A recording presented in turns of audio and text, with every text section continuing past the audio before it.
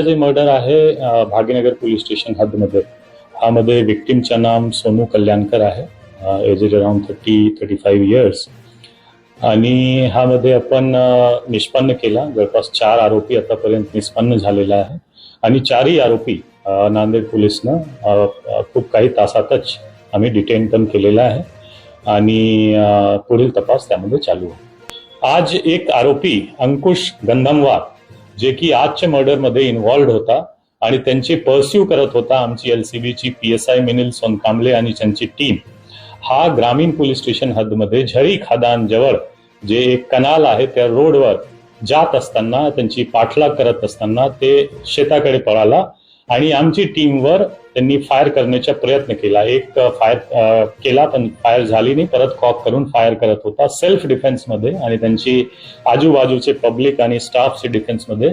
प्रत्युत्तर मध्ये आमचे PSI मिलिंद सोनकांबलेनं पण त्यांच्यावर कमरचे खाली एक सेल्फ डिफेन्स मध्ये फायर केलेला आहे. नी जवळ त्यांना इंजुरी आहे आणि सध्या गव्हर्नमेंट हॉस्पिटलमध्ये अंकुश गंधमवार ऍडमिट आहे. जस्ट एक ऍड करण्यासाठी की अंकुश गंधमवार एक ऑन रेकॉर्ड क्रिमिनल्स होता, त्यांच्यावर बॅग स्नॅचिंग जुगार आणि असा गुन्हे दाखल आहे. तो पण ऑन रेकॉर्ड एक क्रिमिनल होता ज्यांच्यावर पोलिसनं काही तासातच त्यांना अप्रिहेंड करून त्यांच्यावर प्रत्युत्तर मध्ये सेल्फ डिफेन्स मध्ये फायर पण केलेला आहे आणि सध्या हॉस्पिटलमध्ये आहे.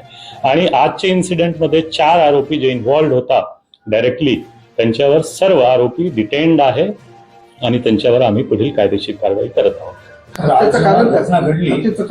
हत्येचं कारण जे तात्कालिक दिसतो की काही महिनेपूर्वी नवरात्राची महिनेमध्ये त्यांचे काही वाद झाला होता.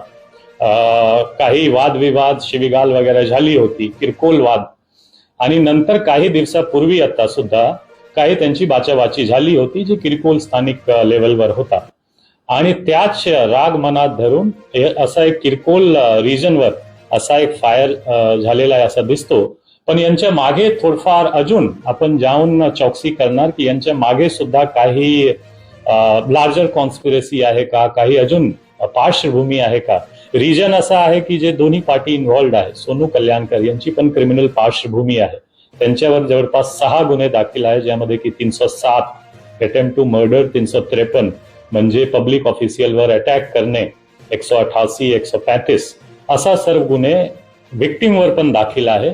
तसेच जे एक्युज्ड इन्व्हॉल्व होता जसा की अंकुश गंधमवार आणि दुसरे आरोपी यांची पण थोडफार क्रिमिनल पार्श्वभूमी आहे.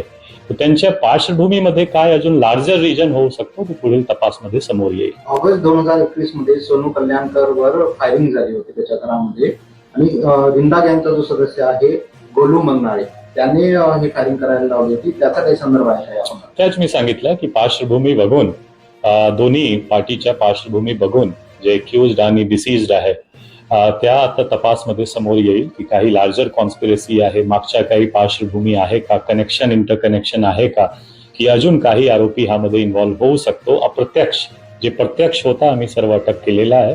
अप्रत्यक्ष सहभाग अजून कोणाचा जर असेल 100% त्यांच्यावर कारवाई होणार.